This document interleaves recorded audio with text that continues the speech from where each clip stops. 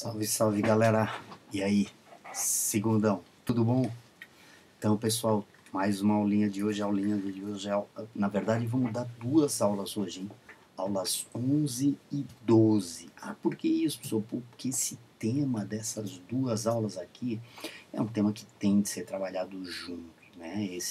Esse tema das vanguardas europeias aí, pessoal, é um tema que vai facilitar bastante o entendimento de vocês se a gente conseguir condensar essa aula em uma só aula, tá? Para vocês não perderem o bonde. Bom, primeira coisa que eu queria, isso aqui é o conjunto de imagens que vocês têm ali na apostila de vocês. Só que quando vocês começam, na verdade, vocês não começam com o expressionismo, vocês começam com o cubismo. Por que eu fui buscar lá o expressionismo? Porque, na verdade, o expressionismo é um movimento que, em ordem cronológica, acontece lá em 1893, gente. E eu achei legal, assim, óbvio que mudei um pouquinho a ordem de vocês, mas eu achei legal vocês se ligarem nisso aqui. Já tinha uma movimentação vanguardista nas artes desde o final do século XIX. Vocês lembram na aula do simbolismo, que a gente viu as imagens, os quadros que as pessoas estavam pintando? Pois é, esse expressionismo aqui, ele começa com esse cara chamado Edvard Munch, aqui ó, em 1893, pintando um quadro que para o pessoal daquela época parecia ser coisa de doido.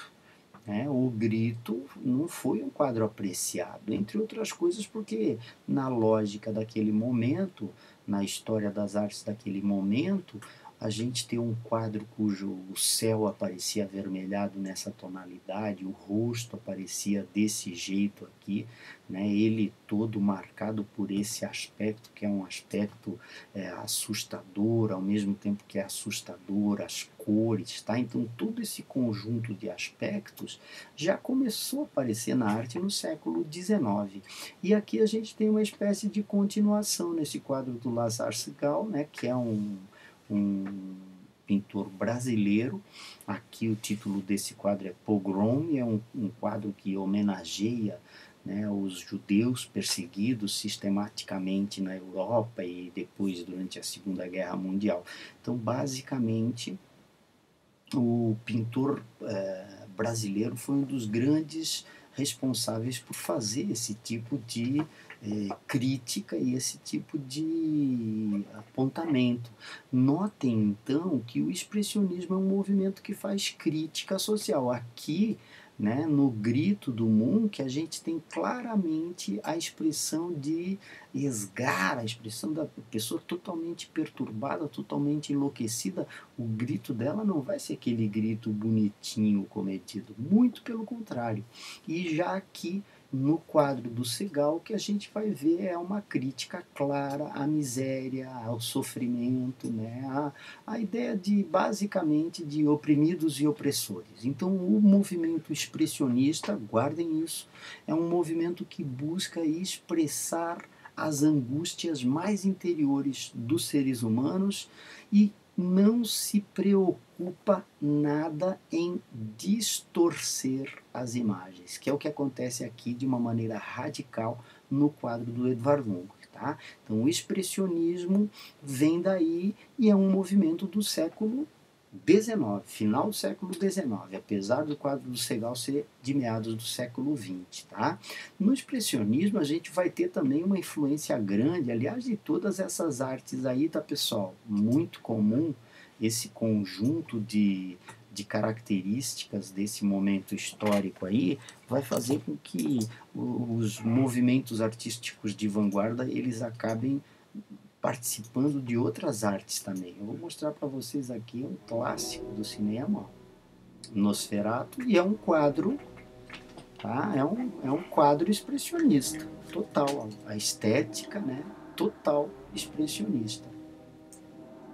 Né? A ideia, ó, a ideia de muita sombra, a ideia de reboco na maquiagem, e esse tipo de aspecto, o próprio terror, a figura distorcida, né, do monstro Nosferatu, mas também de outros personagens que aparecem e que têm as suas figuras distorcidas de uma maneira a salientar Então esse ambiente do terror, esse aspecto é o aspecto marcante do movimento expressionista que emplacou, né, nas artes plásticas no século XIX e dali migrou para o cinema. Queria lembrar vocês que na semana passada a gente viu obras do impressionismo, vocês lembram, né? Os grandes pintores da época, e notem que esses grandes pintores da época também, meados do século XIX, já começavam, entre outras coisas,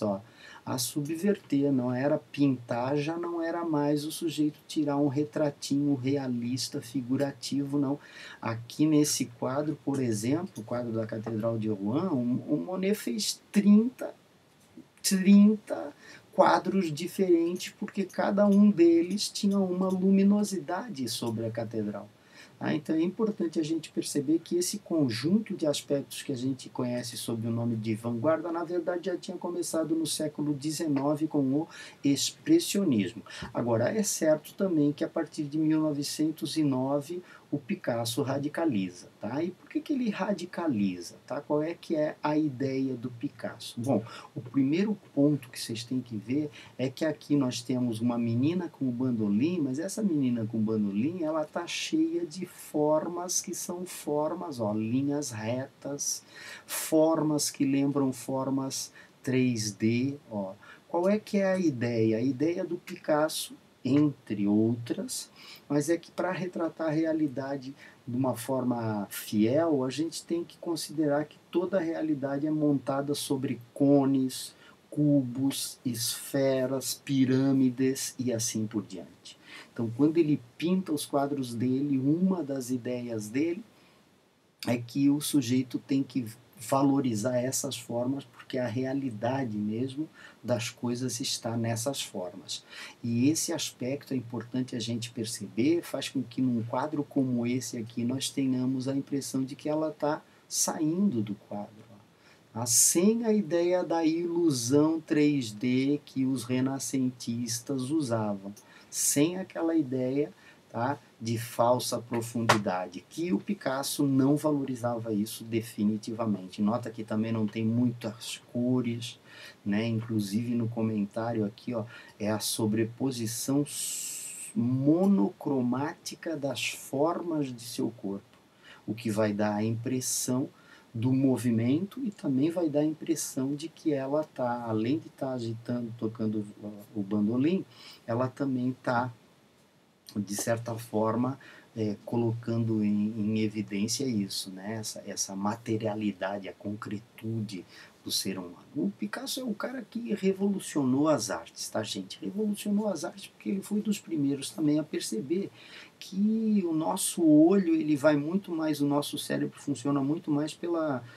sugestividade, entende? Então, se eu olho ali e eu vejo uma sombra de bandolim, o meu cérebro já processa aquilo ali como um bandolim. Aquilo ali é um bandolim. Então, o cubismo foi verdadeiramente revolucionário por esses dois aspectos, mas principalmente pela valorização, daí vem o seu nome de cubo, né? Pela valorização da geometrização da arte. Aqui em A Mulher Chorando, que vocês têm também, é um quadro de 1937, portanto bem posterior àquele outro ali de 1909, mas é importante a gente perceber que aqui a gente tem uma crítica social muito apontada para um evento que marcou muito a vida do Picasso, que foi o bombardeio do vilarejo de Guernica. Então ele pinta esse quadro, e esse inclusive é o último quadro que ele pinta sobre esse tema, depois de já ter feito uma obra-prima, e essa obra-prima é bem famosa também, chamada Guernica. Guernica é um quadro de 1937, na verdade esse painel imenso que vocês estão vendo aqui na foto, olha o tamanho da pessoa perto do painel. O painel é um painel imenso, e nesse painel imenso que aparecem aqui são as pessoas, pedaços de pessoas todas,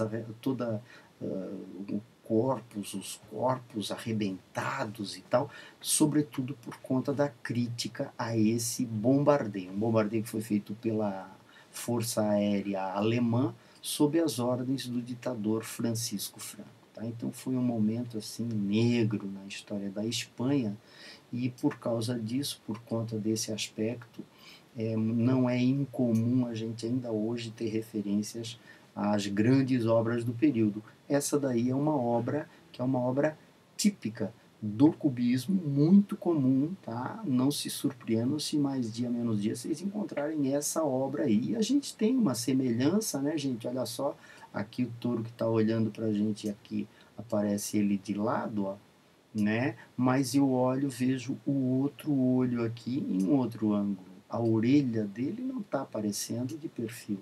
E esse aspecto aqui é um aspecto determinante clássico do cubismo, porque o cubismo é um movimento que se dispõe a mostrar todos os ângulos da realidade, como se a gente estivesse desmontando uma caixa de papelão, sabe? Mais ou menos isso. E aí a ideia dos cubistas vai ser essa, e começa com esses movimentos de vanguarda do princípio do século. Outro movimento de vanguarda muito importante é um movimento de vanguarda, esse sim, só valorizava o progresso.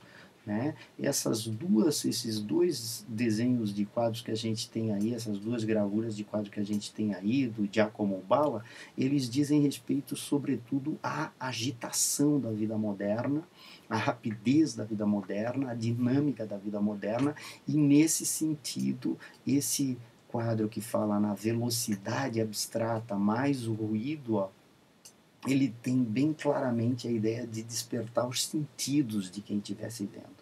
Né? O cara tinha que parar ali e começar a procurar referências dentro desse quadro que pudessem ser associadas à velocidade, que pudessem ser associadas a ruído.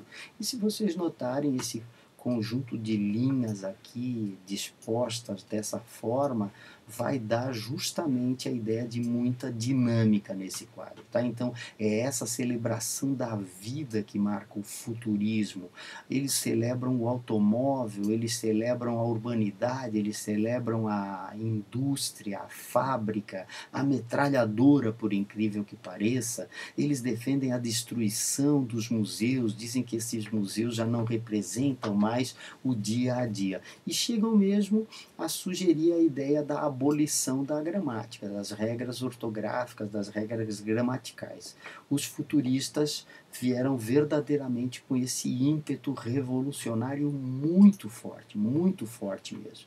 E esse cara aqui é um cara que é o líder do movimento, um sujeito chamado Tommaso Marinetti. Esse Marinetti, ele se juntou depois ao Mussolini durante o fascismo, né? E ao longo do fascismo ele inclusive dizem que ele teve participação na redação da Constituição fascista, tá? Então é um cara alinhado com as artes, e a perspectiva dele é uma perspectiva fascista. O movimento era um movimento que defendia isso aqui, ó. Tá? Aqui tem um trechinho do manifesto. O que era o manifesto? Pô, é que através dos manifestos que esses artistas daquele período, eles propunham uma nova arte, uma nova tendência artística. Então aqui, escrito no manifesto, tem com clareza algumas das coisas pelas quais eles lutavam. Tendo a literatura até aqui enaltecido a imobilidade pensativa, o êxtase e o sono, nós queremos exaltar o movimento agressivo, a insônia febril, o passo ginástico, o salto mortal, a bofetada e o soco, exaltação da vida urbana com sua agressividade, violência, com o dinamismo. Notem que a ideia fundamental vai ser celebrar tudo o que vem sendo trazido pelo progresso daquele momento. Não importa se fosse violência, não importa se fosse agressividade, o futurismo daquele período celebrava isso tudo, tá? Então a gente já tem aí expressionismo, né, que é aquele movimento bem crítico da realidade, que vai ser muito importante para fazer uma crítica à vida burguesa daqueles momentos. Depois aparece a Primeira Guerra Mundial, eles vão pintar grandes obras sobre a Primeira Guerra Mundial, todas elas com uma crítica muito forte. Depois a gente tem o cubismo, que notem também tem um caráter crítico, e aí vem o futurismo, que é um movimento só de celebração. É a celebração da fumaça, da fuligem, é a celebração do burburinho, é a celebração da vida urbana. tá? Da vida urbana. E depois, pessoal, bom, depois aparece um outro movimento, que é um movimento chamado de dadaísmo. Tá? Esse movimento chamado de dadaísmo, ele começa em 1916 em Zurique. Nota que se é em 1916, eles já estavam no meio da guerra. Já estavam no meio da guerra. E aí esse contexto é um contexto importante porque grande parte dos dadaístas eram pessoas que simplesmente se recusavam a ir para a guerra. Tá? Não foram para a guerra. A gente está vendo aqui uma fotografia que é uma fotografia do Cabaré Voltaire, o lugar onde eles se reuniam lá na Suíça, e aqui vocês podem ver que loucura que era esse cabaré, tá? Ali talvez eles estivessem assistindo a uma performance, alguma coisa do gênero, mas o importante para nós é que esse movimento era um movimento da destruição da arte, tá? Eles achavam que era ridículo ficar discutindo arte enquanto os caras estavam se matando na Europa. Aqui a gente tem uma obra de um cara chamado Marcel Duchamp, tá? Aí na internet aparece o nome O Vidro, mas eu não sei se o nome é O Vidro não, pessoal. Eu conheço essa obra por outro nome. Tá? Mas fundamentalmente essa obra aqui é uma obra que remete a um vestido de noiva. Ali, aquilo ali é um vestido de noiva. Estão vendo ali em cima? Né? No transporte quebrou o vidro e eles quiseram trocar o vidro. Marcel Duchamp disse: não, não imagina, vamos deixar assim, isso aí é obra do acaso. Né? E o artista que fez essa obra aí, que é a noiva guardada pelos seus celibatários, né? Esse artista é um dos grandes desse movimento dadaísta, Marcel Duchamp. Inclusive os dadaístas tinham uma própria receita para fazer um poema dadaísta. Tá? O Tristan Tzara, que é o líder do movimento, que não dá para dizer líder, tá, gente? Eles execravam líder, eles achavam líder coisa de brucutu. Pegue um jornal, pegue uma tesoura, escolha no jornal um artigo do tamanho que você deseja dar a seu poema, recorte o artigo, recorte em seguida com atenção algumas palavras que formam esse artigo, meta-as em um saco, agite suavemente, tire em seguida cada pedaço um após o outro, copie conscienciosamente na ordem em que elas são tiradas do saco. Poema se parecerá com você, e ei-lo um escritor infinitamente original e de uma sensibilidade graciosa, ainda que incompreendido do público.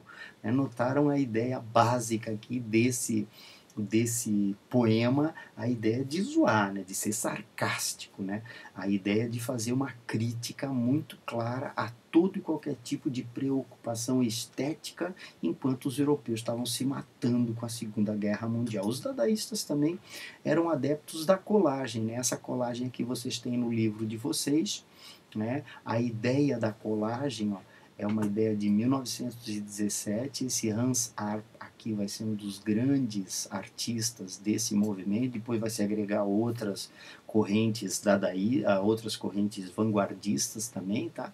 Mas durante o dadaísmo ele pega e faz essa obra que colagem disposta segundo as leis do acaso. Não lembra um pouco aquele poema de que a gente ouviu agora? O poema também vai sair fruto do acaso. E essa ideia é que esses artistas do dadaísmo, eles detestavam a ideia de ter uma tese, partir de uma ideia. Entende? Eles não aceitavam isso. Por quê, pessoal? Eles diziam, entre outras coisas, que a arte tem que ter um componente do acaso e esse componente do acaso tem de ser valorizado. Tá?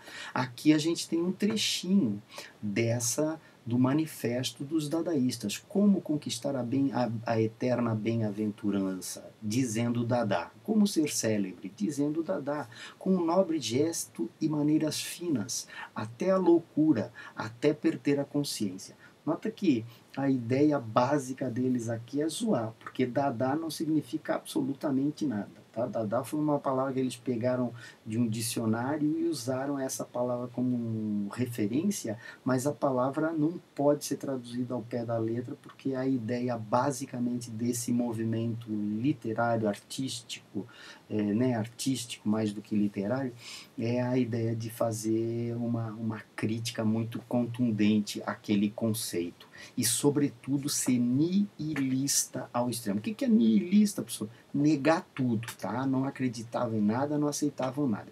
Esse aqui é o Marcel Duchamp, que é o autor daquela obra que eu falei para vocês que teve o vidro quebrado. Essa imagem vocês têm aí, roda de bicicleta, né? E aqui do outro lado vocês têm a fonte, que é outro clássico do Marcel Duchamp. O que é importante vocês se darem conta aqui, tá, gente? Que nesse conceito aqui é um conceito que volta e meia aparece cobrando de vocês aí. É o ready-made. O que é o ready-made? O ready-made é muito simples. É algo que, se tiver num banheiro, isso aqui não passa de um vaso sanitário. Mas se tiver uma assinatura e se tiver, sobretudo, uma data de referência, isso aqui vai passar a ser uma obra de arte. Tá? Eu posso dizer para vocês que um exemplo disso são coisas que são coisas antigas, por exemplo. Tá? Então, muito frequentemente, quando a gente vai num museu, existe lá naqueles museus uma série de antiguidades. Vocês acham que em 1800, hoje a gente olha assim e vê lá, sei lá, um pinico, sabe? Um pinico todo ah, montado sobre um metal trabalhado e tal, cheio de enfeite e tal. Vocês acham que em 1800 o cara olhava para o pinico para ir desse jeito? Não. É óbvio que hoje a gente olha de uma forma diferente. Então notem que o Marcel Duchamp é um cara que defende a ideia de que, na verdade, o que faz a arte é o olho do espectador, entre outras coisas. Por isso ele podia se dar o luxo de pegar produtos industrializados prontos e usá-los como referência. Tá? Aqui também cabe a gente salientar que sempre é bom lembrar vocês que em 1850, se eu quisesse ouvir uma orquestra tocar, eu teria que ir aonde? Até um concerto. Tá? Agora, se em 1930 eu quisesse ouvir uma orquestra tocar e não tivesse como ir nesse concerto, eu iria comprar um disco. Exatamente. O disco é a obra de arte sendo produzida e reproduzida infinitamente. É disso o que se trata o dadaísmo que a gente vê aqui. Tá? Depois Marcel Duchamp migrou desse movimento, foi para o surrealismo, que é outra grande vanguarda artística europeia. Aqui na persistência da memória do Salvador Dalí, a gente tem como referência da memória o relógio, né, gente? O relógio escorrendo, né? Essas ideias que começam a aparecer a partir da década de 20 na Europa, já depois de ter se passado aquele fervo de 1909, 1910 do cubismo e do futurismo, 1914 do dadaísmo, 1890, 1900 do expressionismo, depois de ter assentado essas vanguardas, terem conquistado um espaço, aparece esse movimento, que é um movimento surrealista. E esse movimento surrealista aqui é o mais duradouro deles. Tá? Esse movimento surrealista, ainda hoje, são muitos os artistas surrealistas. Entre outras coisas, porque uma preocupação dos surrealistas é com o nosso inconsciente. De onde que veio essa ideia? Essa ideia veio dos estudos do cara chamado Sigmund Freud. Se vocês se lembrarem, o Freud era um cara que estava pesquisando, desde o final do século XIX, o nosso inconsciente. E aí esses artistas dessa geração, década de 20, década de 30, começam a pintar quadros sem se preocupar com a lógica e com a racionalidade. Pelo contrário, eles queriam fugir ao máximo da lógica e da racionalidade. E vão, inclusive, desenvolver métodos para fugir desses tipos de aspecto, tá? Um outro detalhe também que a gente também vai encontrar aí é esse cara aqui, um cara chamado, ele não é ele aqui, mas é René Magritte, é o cara, aliás, aqui é um autorretrato até, a gente poderia dizer, tá? Mas o detalhe fundamental aqui, notem, gente, que ele está pintando o ovo, ó. O nome do quadro é Clarividência, ó.